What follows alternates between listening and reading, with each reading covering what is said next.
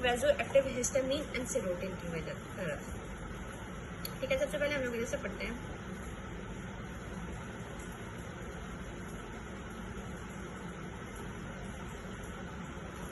Second mediator induction of superior stimulus mediator हमने देखा, देखो स्टिमुलस आया, ठीक है, इसको फिर से देख लेते हैं। स्टिमुलस आया, ठीक है, मीडिएटर्स में पहले सबसे पहले जो है ना वो कंप्लीमेंट सिस्टम, मीडिएटर में कंप्लीमेंट सिस्टम एक्टिव हुआ। ये एक्टिव हुआ तो इसने रिलीज कराया हिस्टामिन और साइटोकाइन पे, एंडोथेलियल सेल्स पे ये एक्ट करेंगे। और इंटरल्यूकिन 1 और कीमोकाइन की जो है ना ये सेकेंडरी, ये प्राइमरी मीडिएटर है, सेकेंडरी मीडिएटर, याद रखना ये प्राइमरी मीडिएटर है कंप्लीमेंट सिस्टम, और बाकी जो है ना वो दूसरा सेकेंडरी मीडिएटर है। ठीक है, अब उन्हें रिलीज करवाया। सेकेंडरी मीडिएटर क्या होते हैं, या तो वो इनहिबिशन करवा रहे होते हैं या वो इन्फ्लेमेशन की इंडक्शन करवा रहे होते हैं, उसको इंक्रीज कर रहे होते हैं। ठीक, फिर शॉर्ट लिव के बारे में हम लोग हो गया। ठीक है, अब हम लोग वेजोएक्टिव एमाइंस की बात करेंगे जो प्री फॉर्म्ड होते हैं। ठीक है, हिस्टामिन आ गया और सेरोटिन आ गया। अब हिस्टामिन वेजो डायलेशन करवाता है, सेरोटिन वेजो कंस्ट्रक्शन करवा रहा होता है। ये याद रखना है, दोनों ऑपोजिट थोड़े से हैं। वेजो एक्टिव का मतलब ये है कि ये जो है वो वेसल्स पर एक्ट कर रहे होते हैं, और अमाइंस का मतलब ये है कि इनका अमाइन ग्रुप है। ठीक है, सेरोटिन वेजो डायलेशन, वो हिस्टामिन वेजो डायलेशन, सेरोटिन वेजो कंस्ट्रक्शन करवा रहा होता है। अब सबसे पहले हम लोग सेरोटिन की तरफ आते हैं। सेरोटिन का नाम है 5-हाइड्रोक्सीट्रिप्टामीन। ठीक है, स्ट्रिप्टामीन ये स्टिमुलस। ठीक है, अब क्या हुआ, स्टिमुलस सोर्स इसकी क्या है कि सेरोटिन की सोर्स है प्लेटलेट्स, न्यूरोएंडोक्राइन सेल्स, जीआईटी के न्यूरोएंडोक्राइन सेल्स होते हैं, मो सेल्स होते हैं। ठीक है, मो सेल्स होते हैं इसमें, ये प्री फॉर्म्ड होता है। ठीक है, अब जब सेरोटिन आया, अब ये इसने रिलीज करवाया सोर्स प्लेटलेट से, न्यूरोएंडोक्राइन सेल से, मास सेल से। ठीक है, तो इसकी वजह से जो है ना हिस्टामिन का रिलीज हुआ।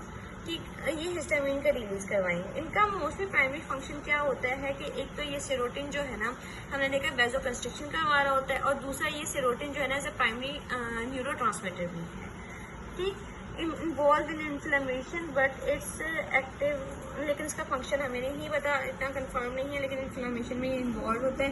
न्यूरोएंडोक्राइन सेल्स, जीआईटी सेल्स सबसे रिलीज हो रहा होता है। अब हिस्टामिन की बात करते हैं हम सबसे पहले। ठीक, हिस्टामिन की बात करते हैं। हिस्टामिन का अब स्टिमुलस की अगर बात करते हैं तो उसका स्टिमुलस क्या है कि फिजिकल। अब इसके फिजिकल में हमारे पास स्टिमुलस आ जाते हैं कि हिस्टामिन उस वक्त रिलीज होता है कि इससे वेजोडाइलेशन करवाना है। इसका स्टिमुलस में सबसे पहले आता है टॉक्सिन। ठीक है, कोई टॉक्सिन है उसकी वजह से हिस्टामिन रिलीज होगा, इसमें हीट, कोल्ड, ये सारे स्टिमुलस आ जाते हैं। अब सबसे पहले क्या होता है कि सबसे इसमें जो है ना बाइंडिंग, और इसमें कौन क्या चीज़ इस पर रिलीज करवा रही होती है स्टिमुलस में, ये होता है कि जब एंटीबॉडी आके बाइंड करते हैं, आईजीई प्रोटीन आके बाइंड कर रही होती है तब भी हिस्टामिन रिलीज करता है। आईजीई बाइंड करती है मास सेल्स के साथ, आईजीई बाइंड करती है मास सेल्स के साथ हिस्टामिन रिलीज होता है। कंप्लीमेंट प्रोटीन्स हो या एनाफिलैक्टोसिन हो, ठीक है, जिसमें C3A और C5A हो। ठीक है, इंटरल्यूकिन फैक्टर 1 और 8 हो तब रिलीज होते हैं। न्यूरोपेप्टाइड सब्सटेंस P हो तो इन सब केसेस में हिस्टामिन रिलीज हो रहा होता है। देखो, टॉक्सिन हो, कंप्लीमेंट सिस्टम हो, कंप्लीमेंट सिस्टम एनाफिलैक्टोसिस और टॉक्सिन्स हो जिसमें C3A और 5A, 3 और 5A हो। ठीक है, एंटीबॉडी आके IgM जो है वो मास सेल्स के साथ, IgE याद रखना, IgE मास सेल्स के साथ लगे। ठीक है, साइटोकाइंस इंटरल्यूकिन 1 और 8 हो, न्यूरोपेप्टाइड सब्सटेंस P हो तो ये हिस्टामिन से रिलीज होता है। ठीक है, ये जनरेट जो है सिग्नलिंग पाथवे कर रहा होता है। अभी कहाँ से रिलीज होते हैं, इनके सोर्स क्या है हमने देखा था, मास सेल से रिलीज हो रहा होता है। देखो, मास सेल्स के हमने फिर भी देखा है क्यों रिलीज हो रहा होता है हिस्टामिन, क्योंकि IgE जो है वो जब इसके मास सेल्स के साथ आके अटैच्ड होता है तो ये रिलीज करवाता है हिस्टामिन। बेसोफिल्स हिस्टामिन रिलीज करवाते हैं, प्लेटलेट्स जो है वो हिस्टामिन रिलीज करवा रहा होता है। ठीक है, अब क्या होता है, अब जो सबसे पहले मीडिएटर रिलीज होता है ना इन्फ्लेमेशन में, ठीक है, वो ट्रिगर रिलीज जो है ना वो इन्फ्लेमेशन में हिस्टामिन होता है। लेकिन हमने देखा था कंप्लीमेंट सिस्टम भी होता है, लेकिन खैर इसमें सबसे पहले मीडिएटर हिस्टामिन रिलीज हो रहा होता है। ये फंक्शन में क्या करता है कि आर्टरीओल्स की वेजो डायलेशन करवाता है। ठीक है, और वेन्यूल्स की परमिबिलिटी को इंक्रीज करता है। वेन्यूल्स की परमिबिलिटी को इंक्रीज करता है, आर्टरीओल्स की वेजो डायलेशन करवा रहा होता है।